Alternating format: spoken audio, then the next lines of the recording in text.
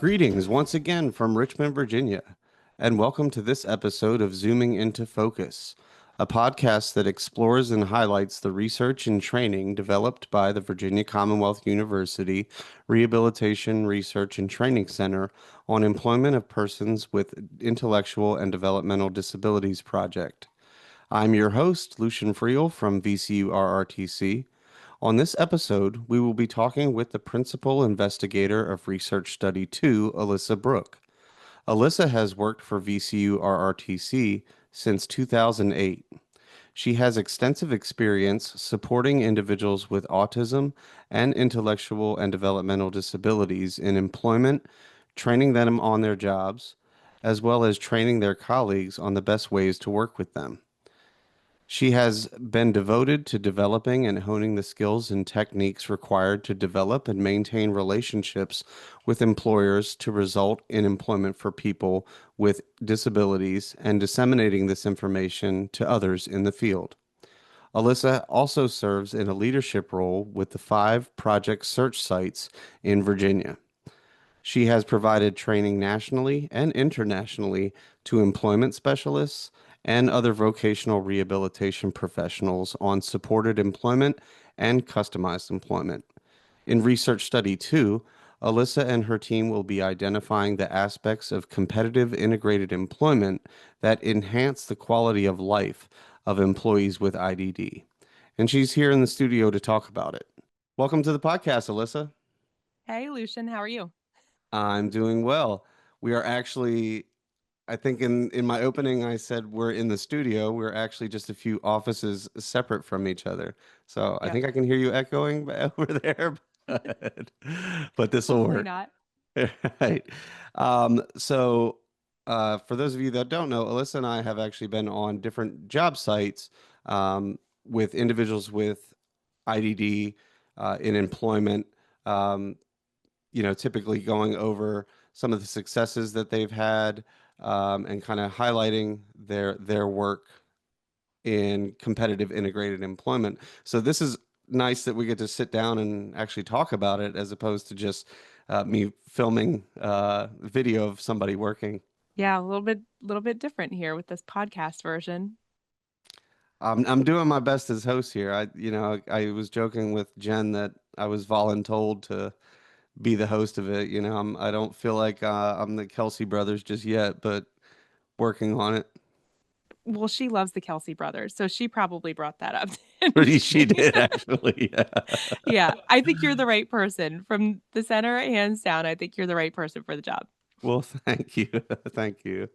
Um, can you start? We'll start diving into the study here. Can you tell us a Mm, little bit about your study?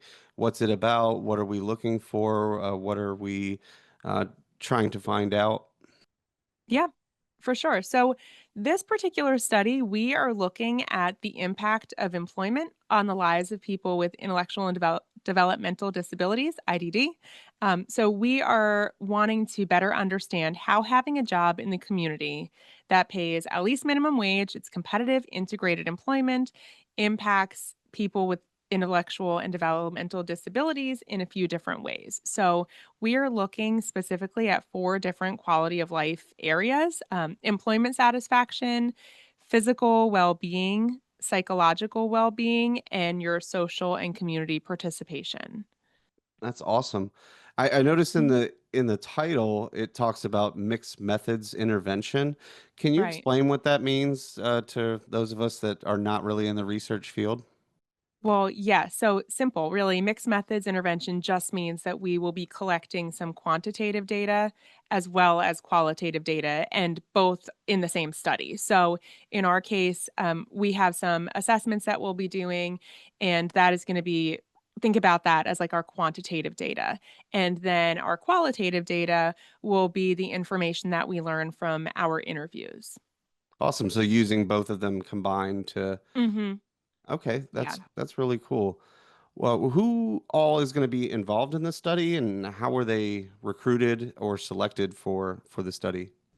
Yeah, so the primary people that are going to be involved in the study are people with disabilities who just got a job. So we're going to be hearing it firsthand from them about how having a job has impacted their lives. And so, how are we recruiting or selecting them? At VCU, we have business connections and we have job coaches who work there within business connections and support people in getting jobs in the community. And so, when one of the individuals with an intellectual and developmental disability is given a job offer, gets a job in the community, then their job coach will invite them to be given the opportunity to learn more about the study. So they will provide them with a flyer, let them know that here at VCU, we're doing a study to learn about how having a job impacts their life. And if they are open to learning more about it, and then I would give them a call and I would provide them with more details about what exactly does that mean to be a part of this study? What does it entail on your end? And, what's the impact of it? And then we'll go through the consent process there. They can decide whether or not, after they have all of the information, they are interested in being a part of it. Excellent. So how are you measuring or collecting the data on the quality of life of individuals with IDD in competitive integrated employment? Like how is quality of life even measured? Yeah, that's a good question, right? Because it's like, well, I mean, how do you measure that, right? So, what we are doing is that we're going to be collecting data from the employee over 4 different time points. So, we are using assessments. So, we have 6 different surveys. They're paper and pencil surveys that we will be asking them to complete, as well as an interview. And we'll provide them and ask them to complete the same survey and the same interview at 4 different time points. So those time points are baseline. So within that first month of your new employment, and then you're going to answer those questions again 6 months into employment, then 12 months into employment, and then finally 2 years later into employment. And so the different surveys that we're using, not to get into the specifics of what they're called and everything like that, but basically overall, they are going to be measuring, quality of life domains. And so, like, what are your daily health habits? What are your attitudes towards yourself? What are your feelings of loneliness versus your feelings of inclusion? There are tools that we use that specifically ask about how involved are you in different activities, like in your home, in the community. Do you want to be involved in them more? Do you want to be involved in them less? Would you prefer to have a wider variety of things that you're a part of? And so it's going to be those types of assessment tools that they will be completing. And then at 6 months, and actually our interview that specifically asks some questions about, what is your job? What do you do in your job? How do you feel like your strengths and interests are utilized in your job? Do are there things that you would prefer to do more? Do you want to work more hours? Do you want to work fewer hours? Things like that. So, like, kind of, what is your overall satisfaction? How included do you feel at work? Things like that. So those are some of the questions that we would be asking the new employees themselves. And then at 6 months, they would also be giving us permission to speak with their employer. So we would invite their employer to be a part of the study as well. And then at 6 months, we would ask them questions about, how is the person doing at work? And how included are they? Have you noticed any changes in this employee since they started here? And I'm looking forward to that part where at the time of this recording, we haven't gotten as far as any 6 month interviews, but I am looking forward to that part because you know, not many of us do the best jobs of just really kind of talking about ourselves and pointing out, wow, I am so proud now, and I am so much more confident in myself. But others do notice about us. And so it will be really neat to hear from employers, if they have noticed any changes. Sometimes that can just be, when they're coming in more, they're engaging us in conversation more, this new employee is, or the employee is, or they're talking more about things that they've done on the weekend and just feel more comfortable here, feel more confident here. They're doing so awesome. We've given them more responsibility and they're running with it. Things like that will be really neat to hear from an employer perspective. That's awesome. I'm looking forward to hearing about how this study progresses and really interested to kind of see that progression and hear about the progression of the various people that you're Yeah, researching here. I really am too. And I have to say that I'm one of the things that I think that we're doing really well so far with the design of, just this study in general. And the whole grant really, the whole project is that we are really making sure to include individuals with lived experience throughout the entire process. And so I do want to mention that the interviews that we are using, the interviews of the individuals and the interviews of their employers, there are 3 people on my team with lived experience, one person who's our research assistant, and 2 who are our advisory team members. And they were very, very involved in the development of those questions. That's super important. I am liking that as I'm going through these episodes and talking with, Jen and Ben and now yourself, that we're hearing that y'all are involving people with lived experience, people with disabilities who've been employed, who haven't been employed. And I think that's super, super important to include to make sure that you're getting quality research, right? And then also, it's got to be a huge time saver for y'all too. Well, and the other thing is, like, we're including, I think it's super important too. And we're including them, like I said, throughout the entire process. And so initially we talked about, okay, what are the interview questions we're going to be asking? But then, then we met as an advisory team and, as a team and said, because I just talked to you about the recruitment process. Okay, the job coach is kind of, going to do like a soft introduction, if you will, of the research study.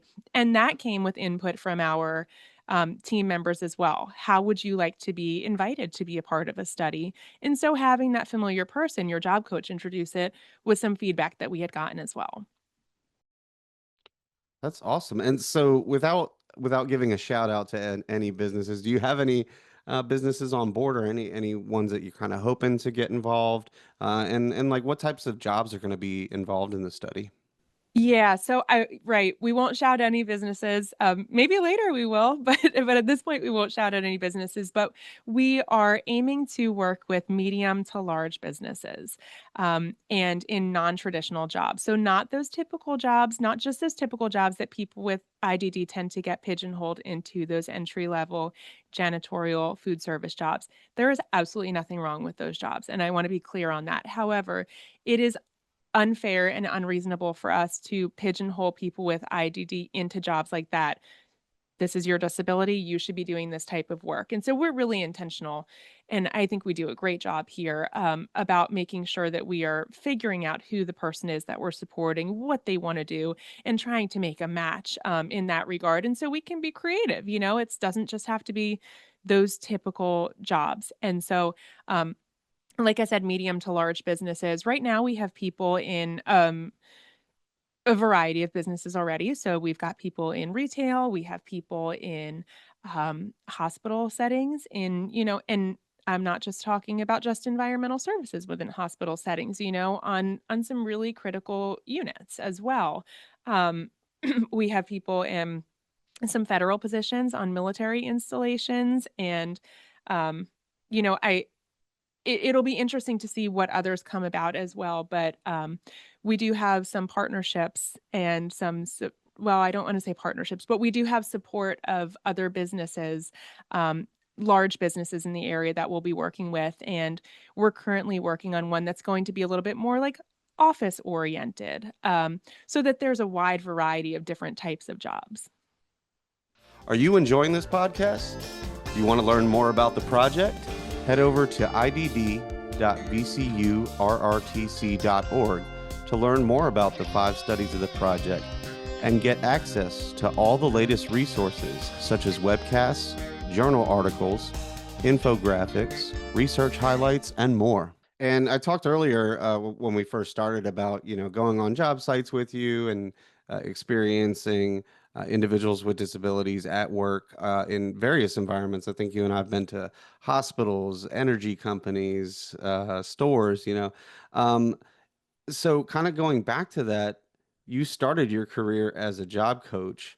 And now I know you haven't been a job coach for a while, but now shifting into sort of doing the research side of the field, how do you think your previous experience will help you during this particular study? Yeah. Yeah. Well, while I haven't been a job coach in a while, I do still supervise employment specialists. And so I have always really been intentional about um, not getting too far away from that direct support and that direct work. And so I think that that is going to be a benefit here because, well, like I already shared with you, the assessments that we're doing, some of them are a little bit challenging to work through. They're asking personal questions, right? And so I have a lot of experience in working with individuals with disabilities and making sure that they understand what's being asked of them, things like that. And so hopefully creating an environment where they feel, comfortable answering those questions as well. So hopefully my just direct support of working with people on the job will be a benefit there. And then with the 6-month mark where we're talking to businesses, again, I talk to businesses all of the time. I really enjoy talking to businesses.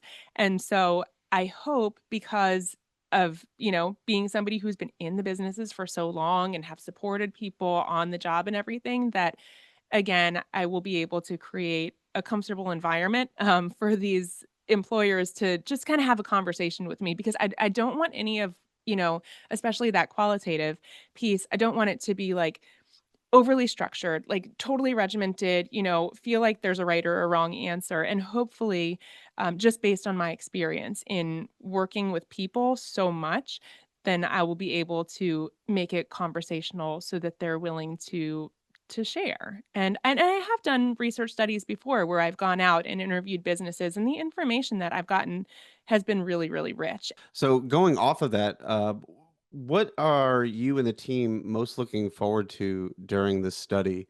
I know you have probably tons and tons of um, anecdotal stories about individuals with disabilities and like watching their kind of quality of life improving. Um, can you give us an example of, what you all might be looking forward to during this study? Well, let me just start off by like you're saying anecdotal and I like to tell stories and things like that, but let me just tell you that okay, I think big picture, we're looking forward to learning the information that we've not necessarily gotten researchy before. So again, as my experience as a job coach, I have seen an improved quality of life, I think, right? In many of the individuals that I have supported. I have seen more confidence. I have seen more independence. I have seen people who had limited social experiences start to branch out more and, with their coworkers. And then, it translates out into being involved in more activities and clubs and things like that in the community. Like I have seen this. It's going to be really cool to have the data to kind of back it up and to support it. I'll tell you though, I was doing an interview with somebody for this particular study, and this is somebody that I have known already. So I knew him. He's not my client or anything, but I have familiarity with him, and so I knew him prior to getting a job, and now he's in his first month of working, and I am just going to tell you, like he kind of describes himself actually as somebody who isn't very expressive, and the entire time that I was with him and doing the interview with him, he was expressive. He was smiling. He verbalized that he feels confident and he feels independent and that he feels proud. And then he shared that his family feels proud of him too. And the look on his face as he was telling me all of this, it's like you can't argue with that, right? It was just so cool. And so I am really really looking forward to that's just one example. I am really looking forward to continuing to do these interviews and having these interactions because it's powerful stuff. And I'm the lucky one that gets to, go out and do it and to see it. But I think it's going to come out in the research and the way that we publish everything that we're learning as well. That's awesome. Yeah, I'm looking forward to hearing about some of these newer stories as well. And with that, how do you think the project is going to impact the field and then people with disabilities in general, as far as competitive integrated employment and quality of life is concerned? Right. Yeah, so there's just not been much research specifically done on this. So over the last 40 years, there has been a lot of research, on how to support people with IDD and, to secure competitive integrated employment. But there really is very little research on the why. Why is this the optimal outcome? And so we're going to be learning that. We're going to be gathering that information through this study. And I think that what we learn and what we can share with others is going to be really important. Another little story, sometimes people are hesitant or concerned about, the safety of going out to a job. And will this person be, accepted on the job, or will they be feeling too anxious? I'm thinking of a particular story. And I think it's going to be really important that our our data is coming from people with disabilities. This is not service providers or, others writing about what the outcomes are. Our data is going to be coming directly from people with disabilities. And so if we can see that improved quality of life, and it's straight from what they're sharing with us, I think that that's going to probably provide more confidence to others who may be hesitant or nervous about even thinking about CIE and whether their loved one or family member or themselves will be successful and accepted and be able to thrive in competitive integrated employment. I've seen it. Like I said, 17 years later, it's just what I love. Um, and I've seen a massive change in businesses. I've seen changes in people, but this will be our opportunity to be able to share that and to get the information out. And it's not just Alyssa sharing stories, right? It's that data that can back it up. Right. This is one of the projects that I'm really looking forward to seeing the results of. I think it's one of those, like you said, we can share stories about people with disabilities having jobs, but then having and how it has impacted their lives, but having the data to back that up, I think that's going to be so huge, as you've been saying, and hopefully, that's pretty much all the questions I have for you today. But hopefully somewhere down the road here during the project, you'll jump back on with us and tell us how it's going. I would be glad to. Again, we're at like the baseline part right now, so it will be very, very interesting to hear what we're learning over the course of, of the study. Awesome. Well, thank you for joining us today, Alyssa. It's been great. And hopefully we'll catch up again down the road on this. I'll see you in the hallway before then, but we can talk about this. Right. Yeah, This has let's been yeah, different for let's me to be on a podcast. So thanks, Lucian, r- for making it painless. yeah, I was like try not to break the fourth wall there. It was not like I'm not gonna just come break down the microphone Yeah. here in a few No, minutes. no kidding. Could you get this off my desk? It's kind of in my face. Right. Well, again, I'll thank talk to you. you later. Thanks, Yeah, Lucian. absolutely. Thank you for joining us. And thank you all for joining us today. The contents of this podcast were developed under a grant from the National Institute on Disability, Independent Living, and Rehabilitation Research, NIDLR grant number 90RTE M0013. NIDLR is a center within the Administration for Community Living, the ACL, Department of Health and Human Services, HHS. The contents of this podcast do not necessarily represent the policy of NIDLR, ACL, HHS, and you should not assume endorsement by the federal government. Again, thank you for joining us.